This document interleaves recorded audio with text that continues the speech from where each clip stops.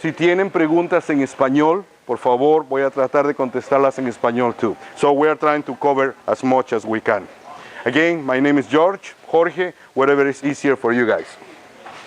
I don't know if you are aware, every Tuesday on the website and our Facebook page, we are putting a Tech Tip Tuesday. We talk about pumps, we talk about remote controls, we talk about adjustments of the system, change piston caps, emergency procedures. So if you go to our website or if you go to our Facebook page, you will be able to find the Tech Tip Tuesdays. You will be able to check some of the stuff that you already need. I believe we are going to give you some books.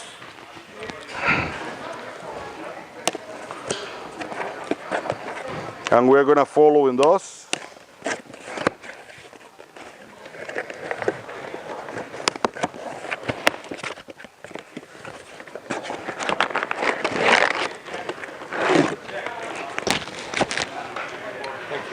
Please. So we can follow better what we are going to do over here. Let me get more for you guys. Thank you. We got more. Thank you, Dan.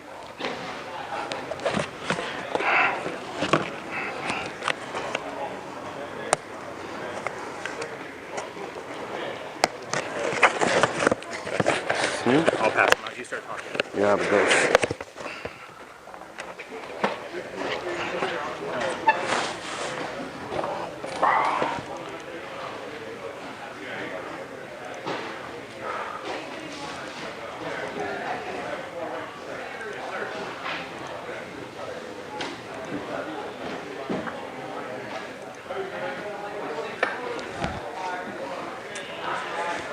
we're going to try to be as animated as we can with this one.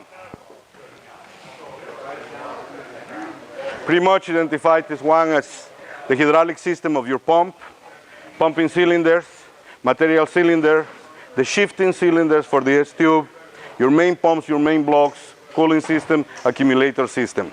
Let's start with the basics.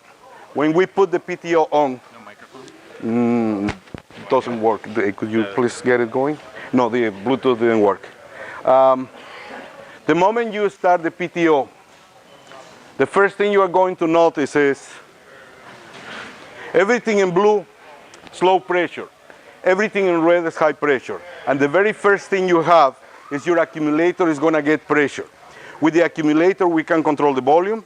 We got a pilot signal. So when we activate an electric switch, with the smaller switch we can do, what we do is we activate a valve, a small valve that activates the main system. It's not there yet. If we are not there yet, we are going to get there in a minute. It's just, this is more entertaining. With the accumulator, we got pilot pressure and we got volume control. The moment we pump, our system, our main pump, PTO, boom pump, main pump, accumulator pump, oil cooler, and water pump, and agitator. When we get pressure, what we do is we have two valves in the main manifold, one in each side of the manifold. That's what we call the solenoid 1 and the solenoid 2. That is what engages the system. Once you get accumulator pressure, you're going to work with that with Darren. You're going to be hands-on, and we're going to do everything manual so you can reinforce this. But the moment you have accumulator pressure and you engage solenoid 1 and solenoid 2 electrical, the pump works. In the right-hand side, it will be the first valve is going to allow the oil to go towards the cylinders. The one in the left hand is going to block the oil going back to the tank. So you will have full pressure to make it work. So it's very simple. We have two logic. Basically, it's two relief valves. And we control when we activate that. That will allow the system to work like this. Once you get the pump working, everything is hydraulic automatic. The part around here, this is our sensing valve. This is our sensing valve. This is near to the front of the cylinders and the 16 cell. The other one is near to the water box and the 16 cell. Once the head of the cylinder passes by, it's going to change the pressure, it's going to open for a second, it's going to send a signal to the four-way valve to make the S-tube switch over. And the moment that that happens, the pressure, high pressures in that block, and it sends a signal to the first one. So we got our sensing valve is going, right now this is gonna go red. It's neutral, it's gonna go red, it's going to send a signal over here, switch over or plunger cylinders, shifting cylinders, it's gonna move the S-tube. And when that high pressure, it send a signal to this one. This one send a signal, and this that change the direction of the oil. So those will get pressure through this one or through this one. That's the hydraulic system in our system. You have your main pump, you feed the pressure into a main block, you got two solenoids, one in each side, you got a pilot pressure, your accumulator pressure gives you pilot pressure and volume control, you engage the valves, everything else happens automatically until you open those and stop. That is the basics of our system. It's as simple as we can make it. It looks complicated until you go, oh, this valve, oh, this solenoid, oh, this relay. But everything is very, very simple. If you have any doubts, call us. We have copies of the documents. We will go specifically with the problem you have. We will try to diagnose it. We will walk you through the diagnosis procedure. Give us a call. We have videos already made. We have documents you can download. We have the phone calls, the emails, the text messages, whatever you need. Let's start. Everybody has a book? Okay, so this is just a general idea of what we have. Let's go to the book, please. 2019.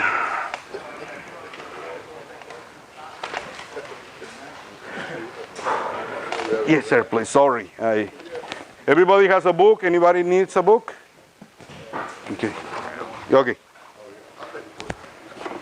So, let me open another box. Because what we are going to do is we're going to follow that.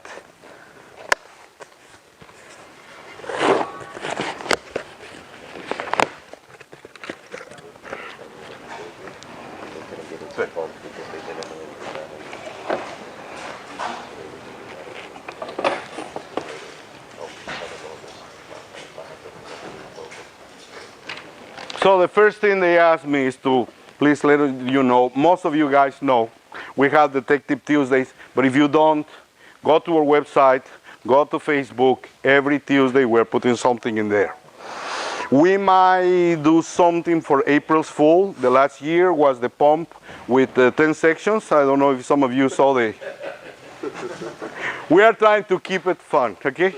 It's enough with the headaches, with the concrete, so we are trying to keep it fun. So every Tuesday we have those. There is a bank of those files. If I can, if you need it, I will try to send you the clip or the link so you can see it specifically for what you need. You are doing piston caps. You are not sure. I will send you the printout of how to do it, and I will send you the link of take a look at the video. This is what you have to do. And if it's not clear, if we didn't make it right, call us. We will try to help you step by step. Okay, so going through that, let's start please with maintenance intervals. We know that maintenance is critical. Every pump is going through concrete, is going through very rough dealing. It's 10 hours, 12 hours, 14 hours, 16 hours in the dust in a very hostile environment. You cannot put a machine in worse conditions than you put a concrete pump. And we love it because something is wrong in there, but we love it. Okay, so maintenance is critical. We have in our books a maintenance, but it's very general. So we compiled this one. It will be generic and it will be applying for any of your pumps. If you have a line pump, don't check the boom. If you have a line pump, you've got a 20 meters, 28 meters, a 65 meters, a 10 cell, 16 cell, 20 cell, 18 cell, this will apply. Some things you don't have to take in account. And you can print out. We have this. We can send it to you. You can download it. And then you can check what are you doing daily, what are you doing weekly, what are you doing monthly. and what you might be missing. Some of the stickers, some of the decals, some of the information and instructions we have in the pump are sometimes obscure. Like we put a little sign with a grease gun, and it says 24 hours and times 5. And you are supposed to pump this one 5 times every 24 hours. What we are talking about is 24 hours of pumping. Please. So some of the instructions we have is everything related to pumping hours. Know the amount of time you are out there. You are going to be pumping for 10, 15, 16 hours in the day. Go check how many hours you actually pump. It will be 4 or 5 out of the 16 hours you were out there. So in the pump, in every single one of our pumps, in the electric panel, you have 2 gauges. One is the thermometer. Keep an eye on there. Pumps are happy between 40 to 60 degrees. Less than that, they're a little sluggish. Over that, they start to heat a little. So keep an eye on your temperature. The other one is your hour meter. And what the hour meter does is every time you are pumping, forward or reverse, but only when you are pumping, it's going to be counting the hours. Every single part of this interval is related to the amount of hours we are going to be pumping. No PTO. No PTO hours. Because if you're in PTO hours and your PTO is on for the 16 hours of the day, you will have to be greasing your system every day and a half, every 3/4 of a day. You will have to stop pumping to grease the system. It's amount of pumping hours. So everything over here is related to hours. Please, if you need it, you can download it from our site. You can send us an email. We can send you via email. We can send you a copy, a picture, and a text. We can read it to you if you need it. Please get in touch with us. We are going to try to help you as much as we can. We have an area for the hydraulic. It's all the basics. It's what is going to keep your oil healthy. Clean oil. Oil can never be clean enough. As simple as that. And we are recommending, if you can, if you have it set up, use a filter card. Every 250 hours connected to your filter card. Yes, the filter card is not going to be finer in the filtering than the fineness of the filters in the truck, which is the boom. But it will be able to pass more oil through that level of filtering than only the boom pump. It will keep your system better. When you fill up your system, go through the filter first. Avoid contamination, avoid water. Water in the oil, it will create problems because it won't distribute the heat as well. It won't suck the heat. It won't lubricate. It will rust. Keep your oil clean. It's over here. So we have drain condensation. Get the water out. At least once a week, drain some. Remote filter. Every 250 hours is recommended. If you don't have it, well, so be it. But if you can have a filter, it's always recommendable to clean up your oil as much as you can. Remember, the oil can never be clean enough. Check the hydraulic oil level. As a rule, and you can download that document, from the line where it says judging above, there is a line. We try to stay 1/2 inch below. When your truck is on a level surface, release the air pressure, let both tanks, if you have more than one tank, stabilize. It will be 1/2 inch from that line. That will be a perfect level for the oil. We will have enough for expanding. It will look a little higher, but let's imagine you are pumping. You blow a hose in an oil rigger. So you finish the job, you plug this out a rigger, you call your mechanic and explain, I blew a hose. It's a 12L, or simple. I can put a 22 millimeters wrench in the hose and it's 6 feet long. The guy can run, get the hose, bring it to you. You plug the system because you have some spare plugs, the emergency kit with you, you finish the job. If you have enough oil, even if you lose some oil, the tank with enough oil, 1/2 inch below that line, it will allow you to finish the job. If you are low in your oil, to begin with, the moment you blow a hose, the moment you lose oil, you are dead in the water. You are going to damage something bigger. If you don't have enough oil and you go with air in the pump, it's going to be thousands of dollars. So, you know what? Put the extra 5 gallons of oil in your tank.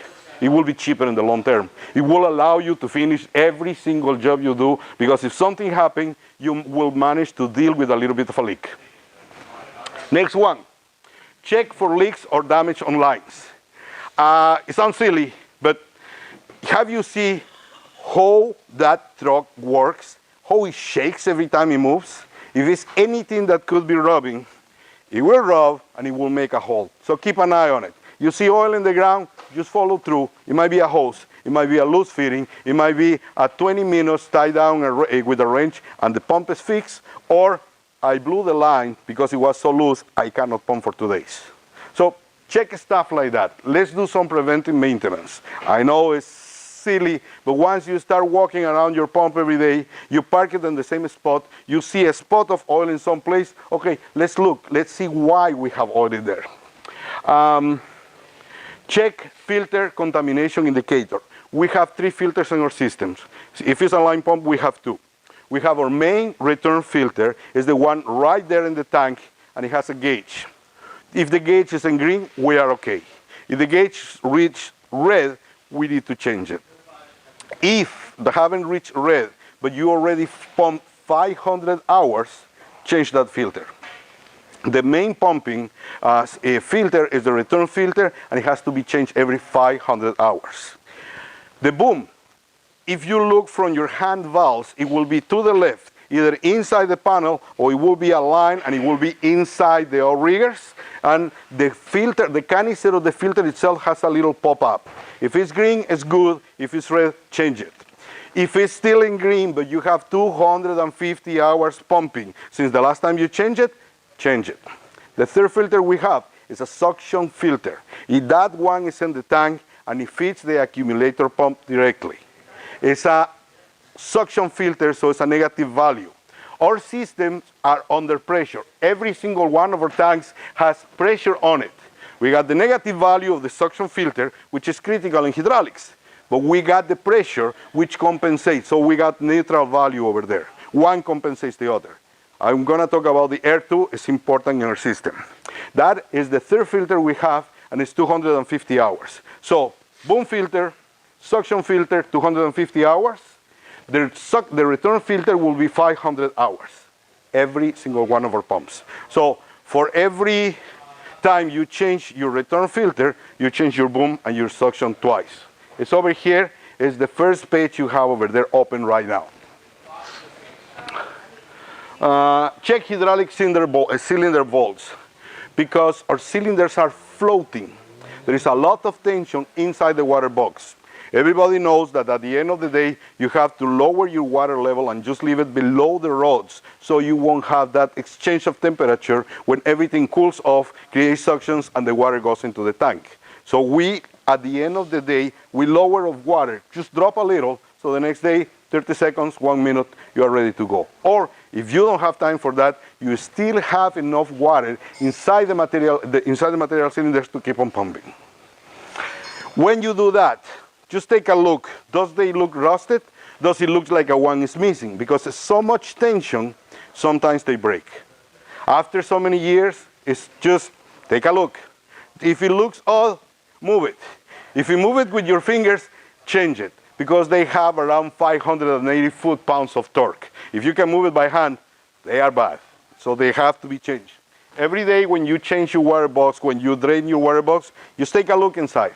If it looks odd, you are so used to it, you will notice if something is different. Rust is a clear indicator that something is cracked or that something is loose. If you see rust near to a bolt, if you see rust near to in a boom or any welding, we have a crack. And we follow through and we try to catch it as soon as possible. Rust is an indicator that something is not right. So when you dump the excess of water at the end of the day, take a look inside, see how the bolts are. Change boom pressure filter every 250 hours. Accumulator suction filter every 250 hours. Change return filter 500 hours. Check hydraulic pressures. Every single pressure in our system can be checked. When you get a new pump, you get a Bluetooth box, and there is a little funny hose, a whip hose that you can connect directly to the port. And we are going to have several pressure. The maximum pressure of relief for pumping is 350 bar. The maximum pressure for the accumulator, depending on the size of the cylinder, will be 190, 200, or 210 bar.